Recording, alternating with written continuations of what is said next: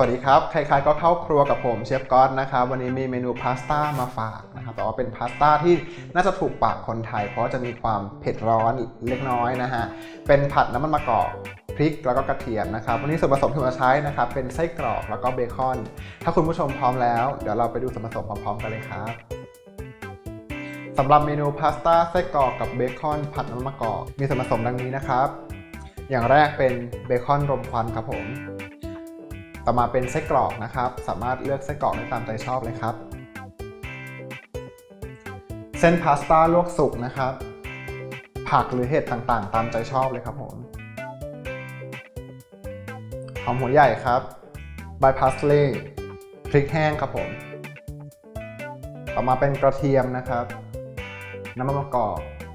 พริกไทยและสุดท้ายคือเกลือครับผมถ้าพร้อมแล้วเดี๋ยวเรามาลงมือทำพร้อมๆกันเลยครับตอนนี้เราก็จะเริ่มทำเมนูพาสต้าผัดกับไส้กรอกและเบคอนนะครับผมขั้นตอนแรกนะฮะใส่น้ำมันมะกอกลงไปตามด้วยกระเทียมนะครับแล้วก็หอมใหญ่ครับผมกระเทียมนี่ก่อนที่เราจะลงผัดนะฮะเราก็บุกสักเล็กน้อยนะครับจากนั้นนะครับเราก็ผัดนะครับ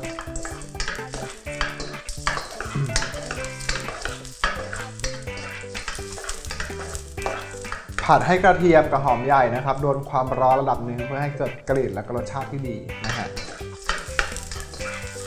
แต่เราไม่ต้องผัดให้เขาสุกนะครับเพราะว่า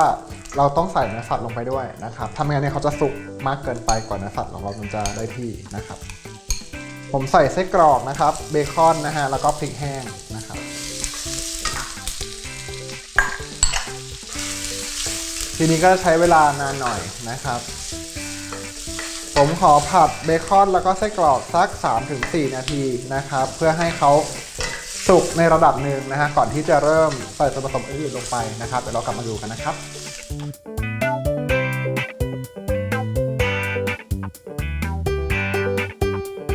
ครับแล้วตอนนี้ส่วนผสมในกระทะเราก็เริ่มได้ที่แล้วนะครับผมพยายามที่จะผัดให้ไขมันนะฮะ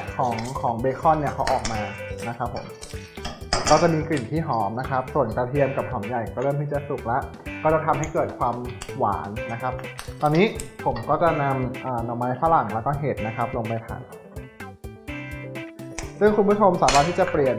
ชนิดของผักได้ตามใจชอบนะครับเหตุผลที่ผมเลือกหน่อไม้ฝรั่งแล้วก็เห็ดออเรนจิเนี่ยเนื่องจากว่าหน่อไม้ฝรั่งเองเขาจะมีความกรอบนะฮะอ่อนแล้วก็กรอบส่วนเห็ดออเรนจินะครับมีความหนึบนะฮะก็เลยคิดว่าน่าจะเหมาะสมที่จะเอามาใช้กับเมนูนี้นะครับ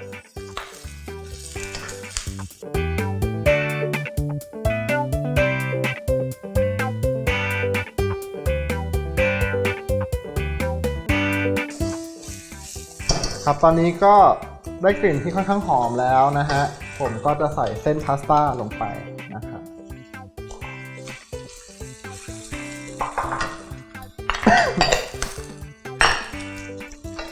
เมื่อใส่เส้นไปแล้วนะครับก็ค่อยๆคลุกนะครับถ้าในกรณีที่พาสต้าที่เราทำนะฮะมันแห้งเกินไปเราสามารถที่จะเพิ่มน้ำได้เล็กน้อยนะครับเป็นน้ำเปล่านะฮะหรือเป็นน้ำสต๊อกก็ได้นะครับต่อมานะครับผมก็จะใส่เกลือนะครับแล้วก็พริกไทยครับผม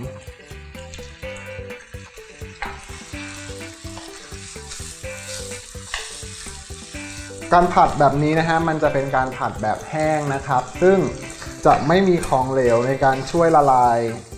ส่วนผสมที่เป็นเกลือแล้วก็พริกไทยเพราะฉะนั้นเนี่ยต้องมั่นใจว่าเราคลุกดีจริงๆนะครับถ้าเราคลุกไม่ดีเกลือเนี่ยมันจะเกาะเป็นก้อนๆซึ่งพอทานเข้าไปก็จะรู้เลยว่าโอเคเกลือเนี่ยไม่ถูกผสมนะครับ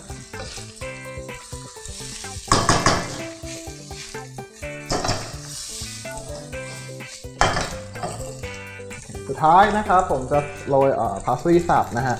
ผมจะโรยค่อนข้างเยอะนิดนึงนะครับต้องการทั้งสีแล้วก็กลิ่นครับผม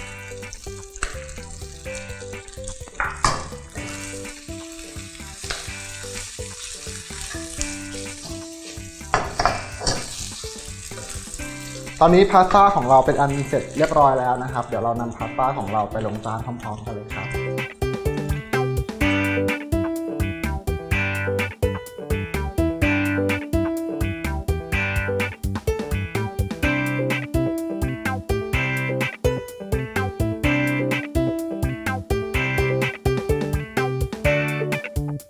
เป็นอันเสร็จเรียบร้อยแล้วครับคุณผู้ชมสำหรับเมนูพาสต้าไส้กรอกเบคอนผัดน้ำมันมะกอกนะครับผมตอนนี้ผมก็จะตกแต่งนะครับด้วยเจ้าใบพาสเล่นะครับเพื่อความสวยงามนะฮะเป็นอันเสร็จสิ้นนะครับเมนูนี้นะครับเหมาะกับจะทานเป็นปาร์ตี้นะครับหรือทานเป็นครอบครัวนะครับอยู่ที่บ้านก็ได้ทั้งหมดนะครับเพราะว่าทำง่ายนะครับแล้วก็วัตถุดิบต่างๆเนี่ยหาซื้อได้โดยทั่วไปอยู่แล้วนะครับและอีกอย่างหนึ่งคือรสชาติถูกปากคนไทยแน่นอนนะครับคุณผู้ชมท่านใดนะครับที่ต้องการรายละเอียดเพิ่มเติมเกี่ยวกับสูตรอาหารนะครับติดตามได้ที่ foodtravel.tv นะครับวันนี้ผมขอตัวก่อนสวัสดีครับ